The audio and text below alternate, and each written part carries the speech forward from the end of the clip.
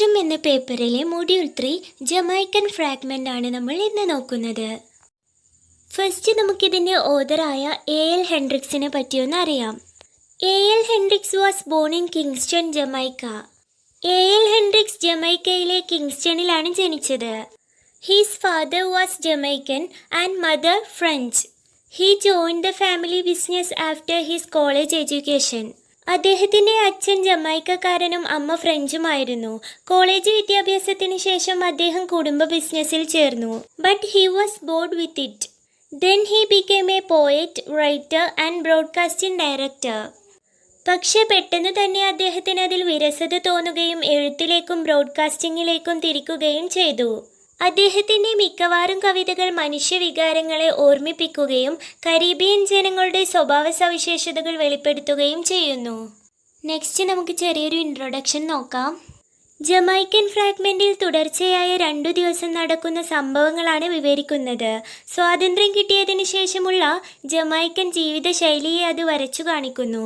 ഭാഷകൾ കൂട്ടിക്കലർത്തി പുതിയ ഭാഷയുണ്ടാക്കുന്നതിലും ഇന്റർറേഷ്യൽ വിവാഹങ്ങൾക്കും പേരുകേട്ട സ്ഥലമാണ് ജമൈക്ക. ജമൈക്കയിലെ പലർക്കും ഒരു വിചാരമുണ്ട്, തങ്ങൾ വെള്ളക്കാരുടെ അത്രയും പോരാ എന്ന്. ആ പ്രമേയമാണ് ഈ ലേഖനത്തിൽ എടുത്തു കാണിക്കുന്നത്. ഒരു ദിവസം ലേഖകൻ നടന്നു പോകുമ്പോൾ 2 കുട്ടികൾ ഒരു പൂന്തോട്ടത്തിൽ കളിക്കുന്നത് കണ്ടു. ഒരു കുട്ടി കറുത്തതും മറ്റേ കുട്ടി വെളുത്തതുമായിരുന്നു. സൂക്ഷിച്ചു നോക്കിയപ്പോൾ അദ്ദേഹം നിരീക്ഷിച്ചു, വെളുത്ത കുട്ടി കറുത്ത കുട്ടിയുടെ മുകളിൽ ആധിപത്യം പുലർത്തുകയാണെന്ന്. എന്താണ് കറുത്ത കുട്ടി വെളുത്ത കുട്ടി പറയുന്നതെല്ലാം അപ്പാടെ അനുസരിക്കുന്നത് എന്ന കാര്യം എത്ര ചിന്തിച്ചിട്ടും ലേഖകന് മനസ്സിലായില്ല. ഇത് തൻ്റെ ജനത്തിലുള്ള വിശ്വാസം ഉലയ്ക്കാൻ കാരണമായി.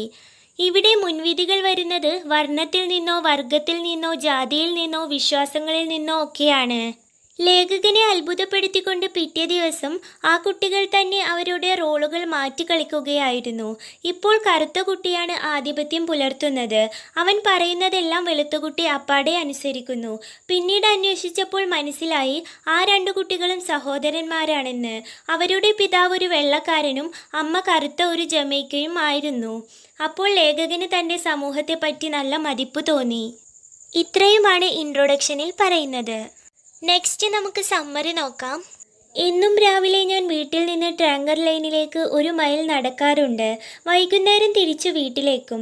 നല്ല രസമുള്ള നടത്തമായിരുന്നു അത്. റോഡിൻ്റെ 2 ഭാഗത്തും പച്ച റൂഫുള്ള ബംഗ്ലാവുകളും പച്ചയായ പുൽത്തകിടുകളും പൂന്തോട്ടങ്ങളും ഉണ്ടായിരുന്നു. ഈ നടത്തം എൻ്റെ ആരോഗ്യത്തിന് വളരെ നല്ലതായിരുന്നു. ഒരു ദിവസം രാവിലെ 2 കുട്ടികൾ ഒരു പൂന്തോട്ടത്തിൽ കളിക്കുന്നതായി ഞാൻ കണ്ടു. ഒരു സാധാരണ വീടിൻ്റെ മുമ്പിലായിരുന്നു അത്.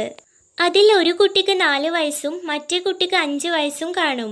മൂത്ത കുട്ടി നല്ല കറുത്തതും ചകിരി പോലുള്ള മുടിയും കൽക്കരി പോലെ കറുത്ത കണ്ണുകളും ഉള്ളവനായിരുന്നു. ശക്തിയുള്ള ഒരു ജമൈക്കൻ ആയിരുന്നു അവൻ. താഴെയുള്ള കുട്ടിയും നല്ല ആരോഗ്യവാനായിരുന്നു. പക്ഷെ അവൻ നീലക്കണ്ണും ഇളം തവിട്ടു നിറത്തിൽ മുടിയുള്ള ഒരു വെള്ളക്കാരനായിരുന്നു. അവർ 2 പേരും ബ്ലൂ ഷർട്ടും ബ്രൗൺ പാൻസുമാണ് ധരിച്ചിരുന്നത്. ഷൂ ഇല്ലായിരുന്നു. അവരുടെ കാലുകളിൽ ചെളിയുണ്ടായിരുന്നു. അവർ ഒരു ഗെയിം കളിക്കുകയാണ്.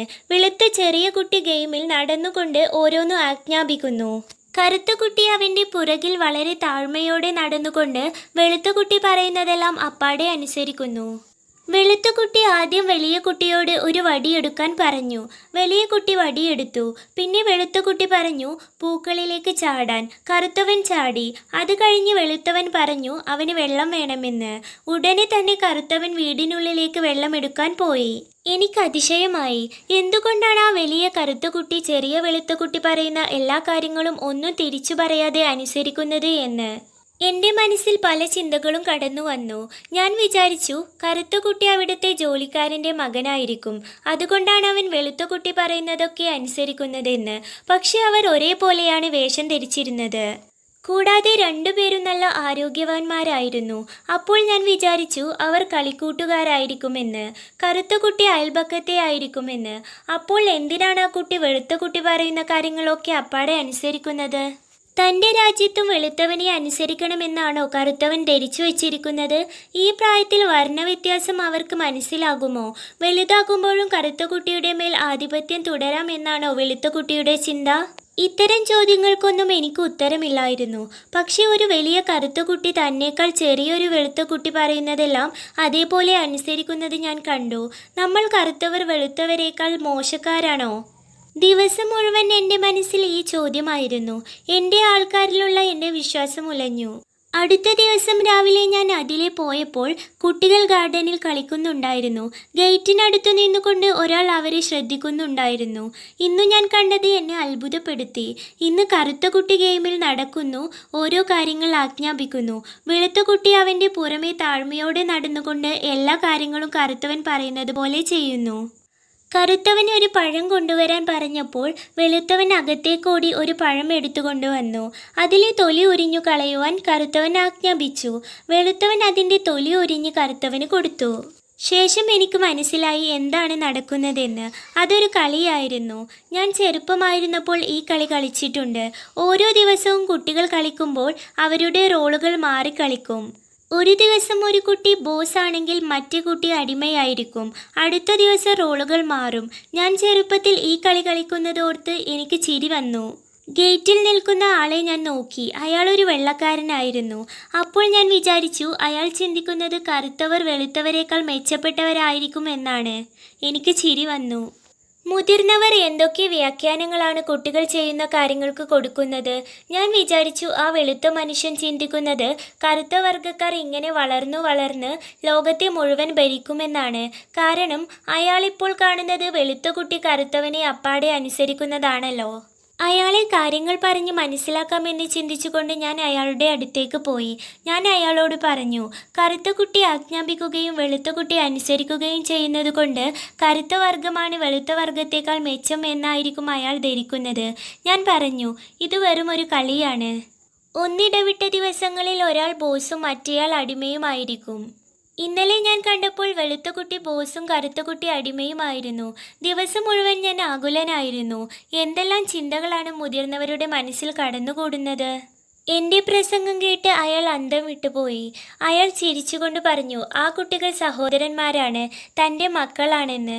തൻ്റെ കുട്ടികളെ വിളിക്കാനായി വീടിനു പുറത്തേക്ക് വന്ന തവിട്ട് നിറത്തിലുള്ള ഒരു ജമൈക്കൻ സ്ത്രീയെ കാണിച്ചിട്ട് അയാൾ പറഞ്ഞു അത് അയാളുടെ ഭാര്യയാണെന്ന്. ഞാൻ ചിരിച്ചുപോയി. ഞാൻ എന്നോട് തന്നെ പറഞ്ഞു, ഇതാണെൻ്റെ ജമൈക്ക എന്ന്. ഞാൻ വെള്ളക്കാരനെ നോക്കി. അയാൾ എന്നെ നോക്കി ചിരിച്ചിട്ട് പറഞ്ഞു, നമ്മൾ വേഗം പോയില്ലെങ്കിൽ ട്രാം കിട്ടുകയില്ല. ഇത്രയുമാണ് എ.എൽ. ഹെൻഡ്രിക്സിൻ്റെ ജമൈക്കൻ ഫ്രാഗ്മെൻറ്റിൽ പറയുന്നത്. എൻ്റെ ഈ ക്ലാസ്സുകൾ നിങ്ങൾക്ക് യൂസ്ഫുള്ളായി തോന്നിയെങ്കിൽ ചാനൽ സബ്സ്ക്രൈബ് ചെയ്യുക. വീഡിയോ ഇഷ്ടമായെങ്കിൽ ലൈക്ക് ചെയ്യുക, മറ്റുള്ളവർക്ക് കൂടെ ഷെയർ ചെയ്യുക. നെക്സ്റ്റ് വീഡിയോയിൽ മറ്റൊരു ചാപ്റ്ററുമായി നമുക്ക് വീണ്ടും കാണാം. ബൈ.